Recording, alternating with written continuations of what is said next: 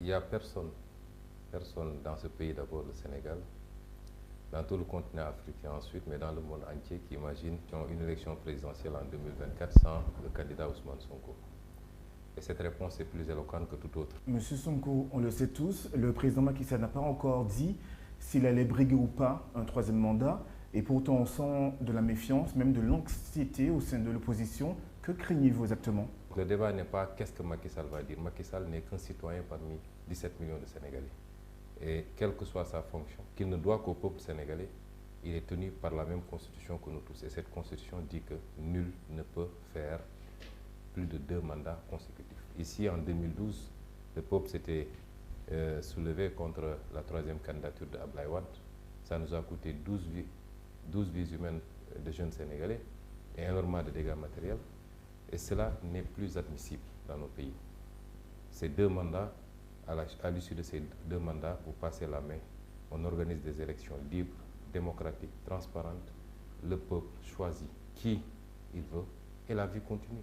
On vous a beaucoup entendu parler récemment de la France et de la relation entre le Sénégal et la France. Nous ne sommes le précaré de personne. Nous sommes ouverts à travailler avec tout le monde. Nous ne sommes contre personne ni pour personne. Nous sommes pour nous-mêmes d'abord. Ce que je veux dire à la France, s'ils pensent que c'est une histoire de Ousmane Sonko ou de X ou Y, non. C'est une histoire de la jeunesse africaine, des élites intellectuelles africaines. Celui qui l'a compris et qui se réajuste, parce que toute relation a besoin de réactualisation de temps en temps. Donc il faut réactualiser la relation. Il faut réactualiser la relation. Il faut la redémarrer. Et si la France l'a compris, il y a de très belles perspectives entre nous et la France.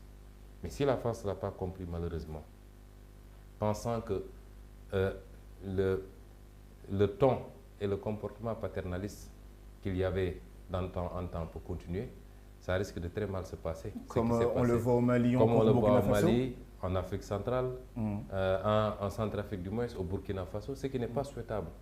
Nous disons toujours à nos amis, même burkinabés, maliens, etc., qu'il n'est pas souhaitable de rompre les relations. Il faut se retrouver autour d'une table et discuter, mais que chaque pays défende. L'Afrique a encore besoin de la France. L'Afrique a besoin de tout le monde et tout le monde a besoin de l'Afrique.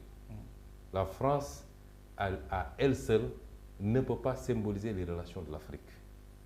Ce serait très réducteur. Alors justement, M. Sonko, on parle beaucoup de la France. Il y a aussi la Russie avec sa puissance militaire, il y a la Chine avec sa puissance économique, et il y a les États-Unis.